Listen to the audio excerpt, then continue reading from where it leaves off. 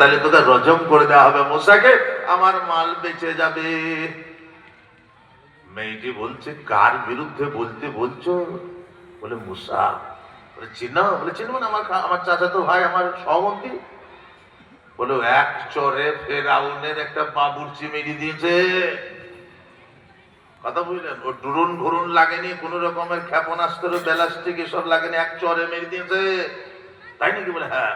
বলে আরো শোনানি, আজরাইলের চোখ ঝুলিয়ে দিল। ও হবে না। বলছে 20,000 নিবি যা। বলছে দূরে থেকে বলবো, আমি কিন্তু দড়ি পালাবো বলে তোর ভয় নাই। পয়সা দিয়েছে। বলে ঠিক আছে। বন্ধু সোনার চান বাবাজি, আল্লাহর ওলি সোনার চান বা জাননী, হযরত নবী মুসা কালিমুল্লাহ জনগণকে সম্মুখে নিয়ে বক্তব্য শুরু করেছেন, খুতবা দিয়া শুরু করেছেন। আল্লাহর প্রশংসা করার পরে যখন কথা শুরু করেছেন, আর অমনি বীজখান থেকে কারুন দাঁড়িয়ে গেছে।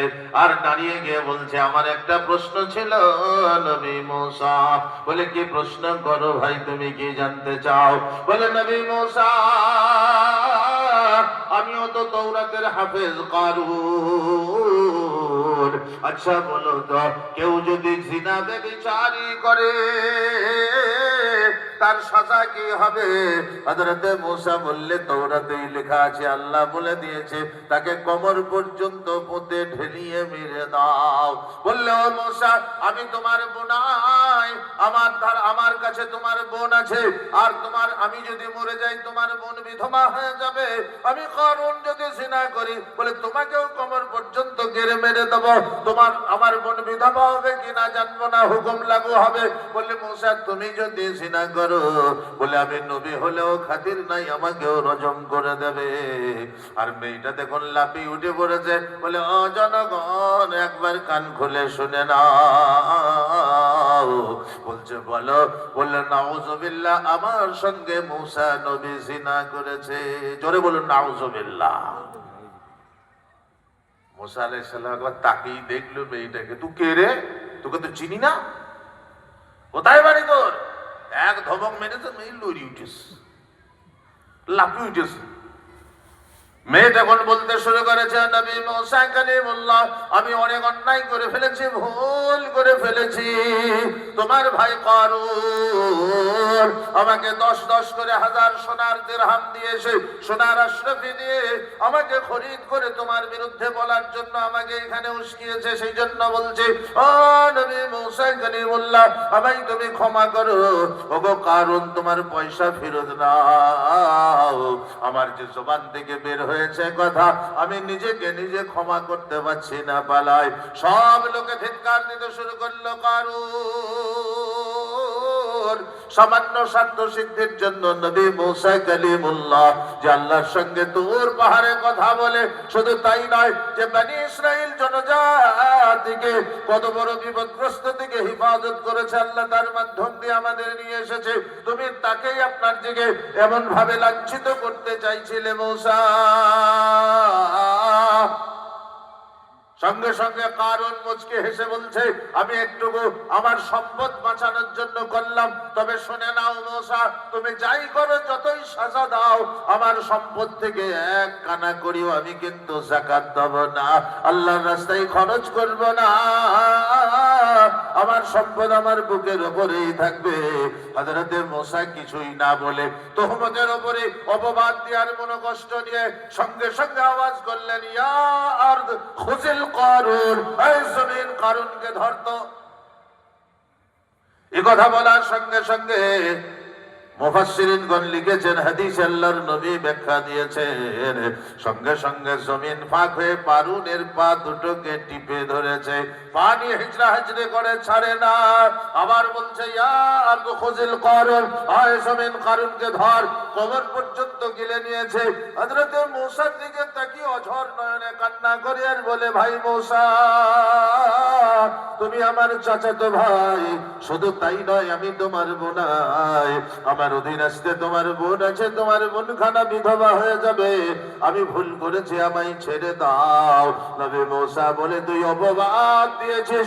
আল্লাহ রাব্বুল আলামিন বিশ্বে যত নবী পাঠিয়েছেন এবং কিয়ামত পর্যন্ত পাঠাবেন, কোন নবী আল্লাহ রাব্বুল আলামিন সব নবীকে মাসুম করে পাঠান। তুই আজকে ইতিহাসটাকে নরণচরণ করতে চেয়েছিলি অর্থের বলে, তোর সম্পদের বলে, তোর ক্ষমতার বলে, তোর লোক বলের বলে, তোর বাহুবলের বলে।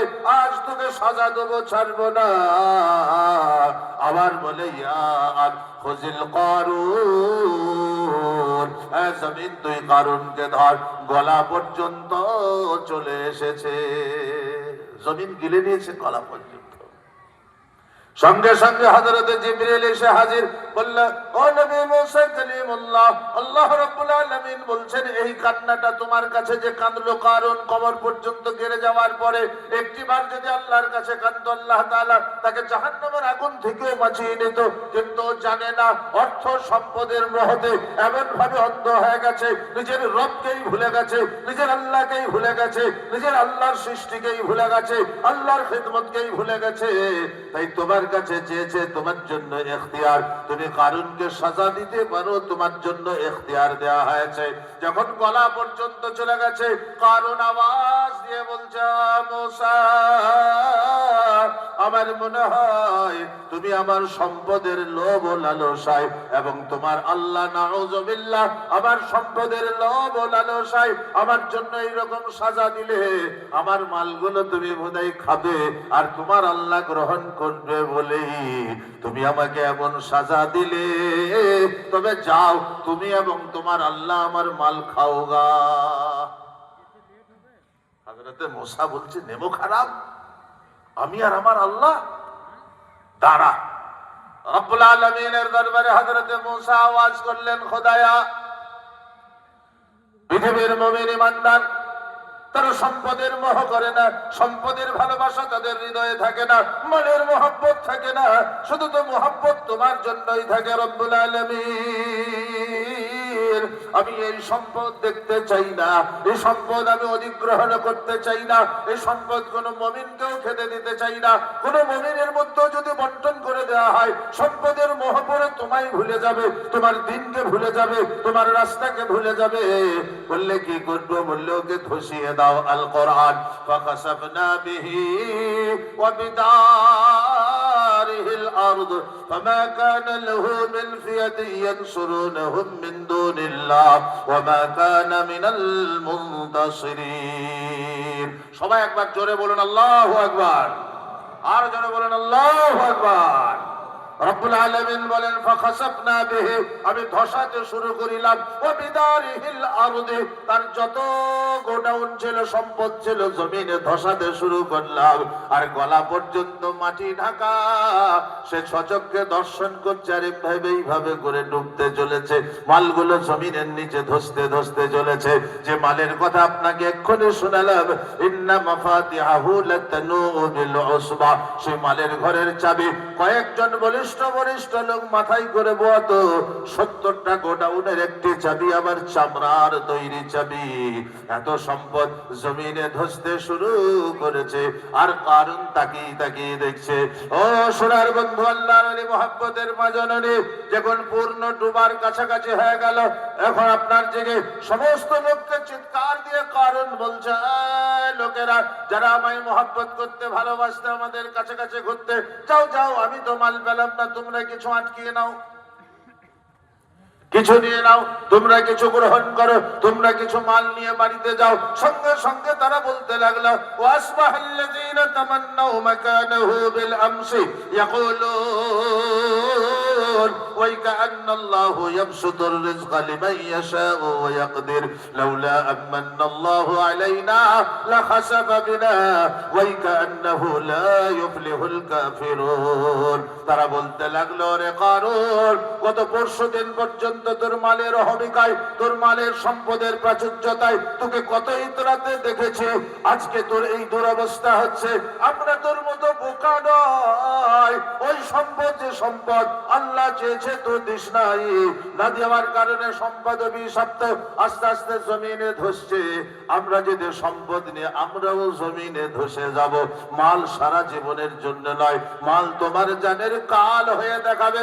সম্পূর্ণ ভাবে ডুবে গেল, আর ডুবার পরে আল্লাহ বললে মুসা গো, তোমার এই কথা আমি ইনজিলে কোরআনে দিয়ে বিশ্ববাসীকে জানিয়ে দেব, ইন্নাহু লা ইউফলিহুল কাফিরুন। যারা খোদা চিনল না, যারা আল্লাহকে চিনল না, আল্লাহর রাসূল চিনল না, যারা দ্বীন চিনল না, শুধু মালকে চিনল, নাফরমানি করল, তারা কখনো সফল কাম হতে পারে না। ও সোনার বন্ধু, আল্লাহ ওয়ালা মুহাব্বতের বাবাজি, মুহাব্বতের মা জননী। তাই আলহামদুলিল্লাহ ভারতবর্ষ তথা বিশ্বে মুসলমান জনজাতি আলহামদুলিল্লাহ 20 টাকা 50 টাকা রোজগার করে মেহনতের সঙ্গে জীবন যাপন করে।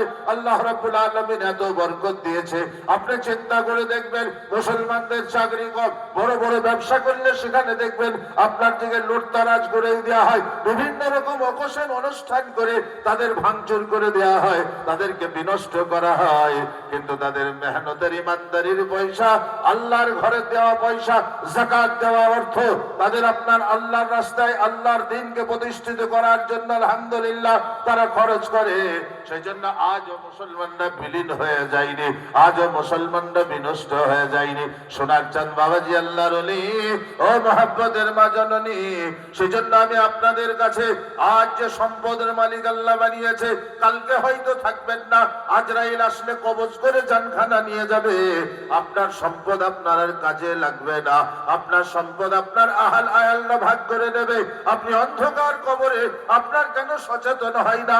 যেদিন আপনি কারো কবর দিতে যান, মাঠের মাঝখানে তাকে নামিয়ে দিয়ে ওপরে পাটা দিয়ে মাটি দিয়ে যখন চলে আসেন, বুক কেন কাঁপে না? যে চলে গেল দুনিয়াতে সব ছিল, কিছু নিয়ে যেতে পারলো না। একদিন আমিও যাব, আমিও কিছু নিয়ে যেতে পারবো না।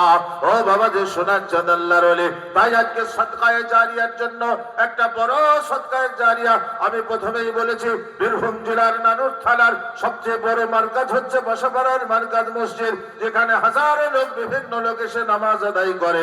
আপনাদের নেক, আপনাদের অন্তরের, আপনাদের মুহাব্বতের, আপনাদের প্রাণের মসজিদ, আপনাদের ভালোবাসার জায়গা।